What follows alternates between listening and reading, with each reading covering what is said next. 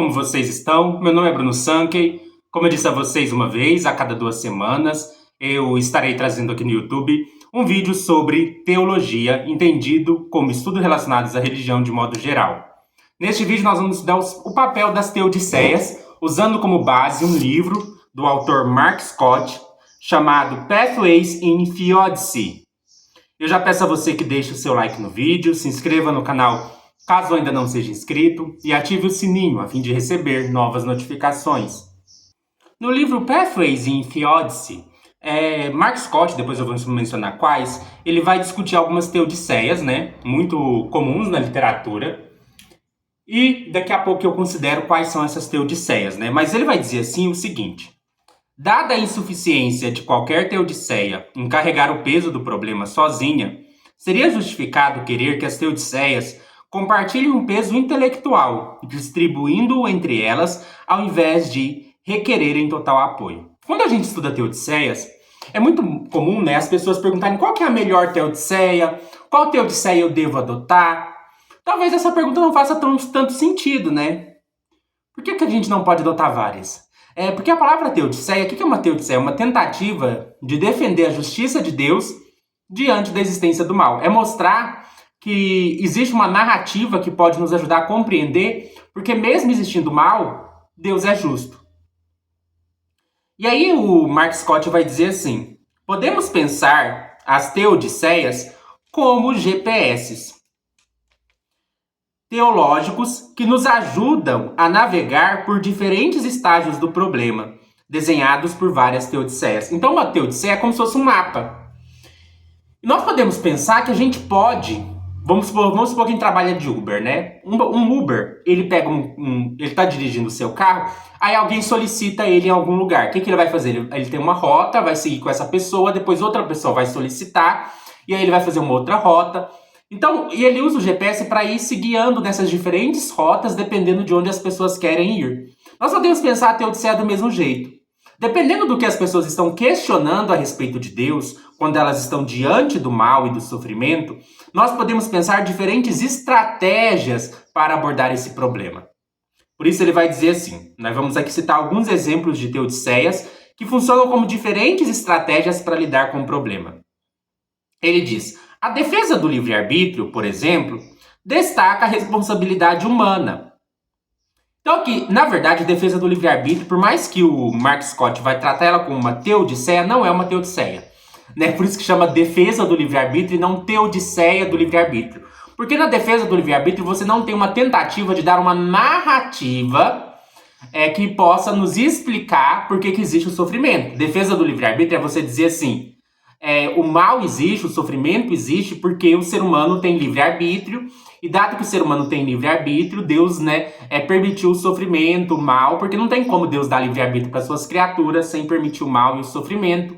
O livre-arbítrio é um bem valioso. Isso é um argumento filosófico. Uma teodiceia de verdade, se a gente fosse adotar a noção de livre-arbítrio, seria dizer assim: existe o sofrimento porque os nossos primeiros pais, Adão e Eva, eles tinham livre-arbítrio e eles escolheram o mal ao invés do bem. Aí, nesse caso, a teodiceia seria a narrativa, baseada na ideia de queda, de que houve a queda por causa do livre-arbítrio, porque defesa do livre-arbítrio não é uma teodiceia.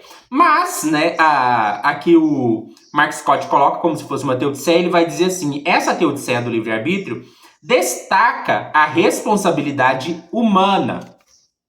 Depois ele destaca o seguinte, agora sim, uma teodiceia, ele diz assim: a teodiceia da formação da alma postula o papel potencial construtivo do sofrimento em propiciar nosso desenvolvimento moral, intelectual e espiritual. A teodiceia da formação da alma é aquela que tenta mostrar que o sofrimento cumpre um papel em moldar o nosso caráter, em permitir o nosso desenvolvimento. Então nós temos a chamada teodiceia da formação da alma, que é chamada também de soul-making theodicy. Depois ele prossegue dizendo: a teodiceia do processo ilustra a possibilidade de integrar teologia e ciência e entender o amor persuasivo de Deus. Aqui não é teodiceia, nem é resposta ao problema do mal. Ele está citando aqui a chamada teologia do processo. Aqui, de novo, é um equívoco que o Mark Scott comete. né, que é para falar de teodiceia do processo. Na verdade, existe a chamada o teísmo de processo, a teologia do processo, né, que tenta destacar o aspecto dinâmico de Deus no relacionamento com os seres humanos. É como se Deus também aprendesse com o sofrimento humano, é como se Deus também se desenvolvesse junto com o ser humano numa relação recíproca. Essa noção de teologia do processo ela é muito mal compreendida. Não, por exemplo, Mark Scott vai falar como se a teodiceia do processo negasse que Deus é onipotente. É verdade que algumas pessoas que adotam o teísmo do processo, a teologia do processo, negam a onipotência de Deus. No entanto, isso não é necessário. Você não precisa, para adotar uma teologia de processo, negar a onipotência de Deus. Teologia do processo, se você tem uma noção dinâmica da relação entre Deus e os seres humanos, como se Deus também tivesse se desenvolvendo, entre aspas, junto com os seres humanos, você adota uma espécie de teologia do processo. E aí você pode até ser um teísta clássico, você pode achar que Deus é todo-poderoso, imutável, onipotente, mas que mesmo que Deus, em sua essência, seja imutável, ele também tem um aspecto dinâmico na sua relação com os seres humanos. Se você acredita que Deus tem um aspecto dinâmico na sua relação com os seres humanos e que isso mostra, então, uma relação recíproca entre Deus e os seres humanos num processo de desenvolvimento, você adota uma teologia do processo. Mas a teodiceia do processo, que não é uma teodiceia, mas como o Mark Scott coloca, é como se ela negasse a onipotência de Deus. Deus não é todo-poderoso e por isso ele precisa se desenvolver com os seres humanos nesse processo de lidarem juntos com o sofrimento. Nesse caso, isso não é uma resposta ao problema do mal. Porque para ser uma resposta ao problema do mal, você tem que preservar que Deus é onipotente, onisciente e todo bondoso. Se você nega que Deus seja onipotente, onisciente ou todo-poderoso, você não está dando uma resposta ao problema do mal. Então, isso aqui vai ser muito importante. Se você, na sua resposta ao problema do mal, você nega que Deus seja onipotente, ou você nega que ele seja onisciente, ou você nega que ele seja todo bondoso, ou esses três ou dois deles, você não está dando uma resposta ao problema do mal, porque aí você não tem mais problema. Então, assim, o problema do mal só existe se Deus for onipotente, onisciente e onibenevolente. Se você nega um desses três atributos, você pode estar até dando uma explicação para o mal, mas você não está fornecendo uma resposta ao problema do mal. Porque o problema do mal ele é formulado contra uma ideia específica de Deus, que Deus é onipotente, onisciente e onibenevolente. Se você não está adotando essa visão de Deus, então você não cai no problema como ele está formulado. Você pode ter até que lidar com o problema do sofrimento em algum sentido, talvez você tenha que explicar a existência do mal em algum sentido, mas se você nega que Deus seja onipotente, onisciente e onibenevolente, ou um desses três, ou dois desses três, você não está dando uma resposta ao problema, você está simplesmente descartando o problema, ele não se aplica a você. Então, aqui é um outro errinho que o Mark Scott comete. Mas aí depois ele vai citar uma teodiceia, e é uma teodiceia de verdade, que é a teodiceia cruciforme.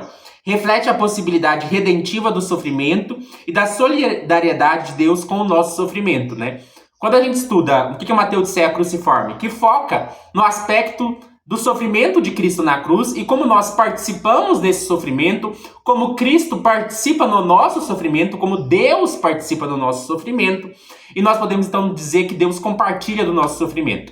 Isso é interessante, porque aqui nós podemos ver então, que o próprio Deus sofreu, ele se entregou ao sofrimento também. Isso nos ajuda a entender o problema do sofrimento.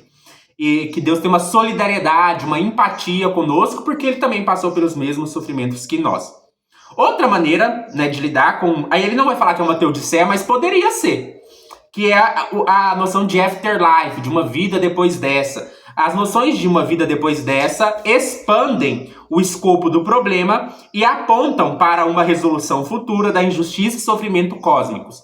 Qualquer teodiceia, qualquer ideia que tenta construir uma narrativa de que no final de tudo, depois da morte, a balança entre mal e bem vai ser equilibrada, ou de que o bem vencerá o mal. Isso é uma teodiceia também, por mais que estranhamente o Scott parece não adotar ela como teodiceia.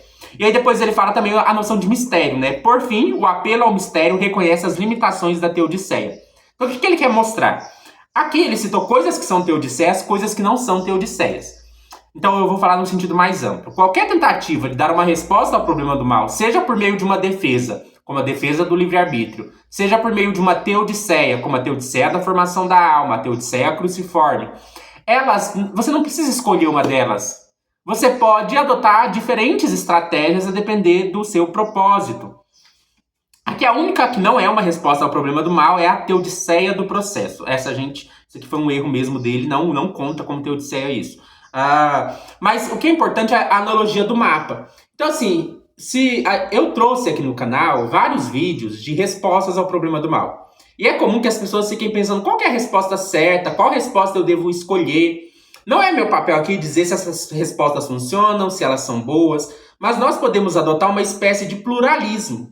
Não precisamos adotar uma única resposta. Talvez o livre-arbítrio explique, em parte, a questão do mal. Talvez a questão da formação da alma explique, em parte, a questão do mal. O sofrimento de Cristo na cruz, do Deus encarnado, ajuda-nos a entender um pouco do problema do mal. A existência de uma vida após a morte ajuda-nos a entender por que Deus permite o mal. E também a ideia de que há um mistério, nós poderíamos incluir aqui o teísmo cético, nós não sabemos as razões pelas quais Deus permite o mal, porque nós temos uma limitação de conhecimento, também nos ajuda a dar uma resposta ao problema do mal. Então você não precisa escolher qual é a melhor resposta, você pode adotar todas, adotar múltiplas estratégias, como um mapa, dependendo da pessoa que pediu o Uber, você segue um caminho. E também, né, o Mark Scott vai destacar a importância de um diálogo ecumênico, né, aquele como cristão, o diálogo ecumênico, ele quer dizer um diálogo entre as denominações cristãs e também do diálogo interreligioso, que é o diálogo entre cristãos e não cristãos, como entre cristãos e islâmicos, cristãos e hindus, cristãos e judaístas, cristãos e seguidores do Islã, para juntos, né, pensarem como lidar com esse problema do sofrimento. Não é porque você é cristão que você não pode se inspirar numa resposta dada por alguém do Islã, não é porque você é cristão que você não pode, não é porque você é católico que você não pode se beneficiar de tentativas de resposta que vem do campo protestante. Eu espero que vocês tenham gostado deste vídeo, né? Então, qual que é o ponto, né? Ao lidar com o problema do mal e pensar em teodiceias, nós podemos adotar múltiplas. Não precisamos nos fechar em uma, né? Esse é o conselho do Mark Scott. Eu espero que vocês tenham gostado deste vídeo. Quero saber a sua opinião das teodiceias. Se você acompanhou os vídeos até aqui ou você conhece teodiceias, qual que é a sua favorita? Você acha que nós devemos adotar uma abordagem com múltiplas teodiceias? Algumas são melhores, outras não. Você concorda, discorda? O que você acha disso? Quero saber sua opinião aqui no comentário. Além disso, na descrição do vídeo tem minha chave Pix, caso você queira fazer uma doação de qualquer valor em agradecimento por este vídeo. E até mais.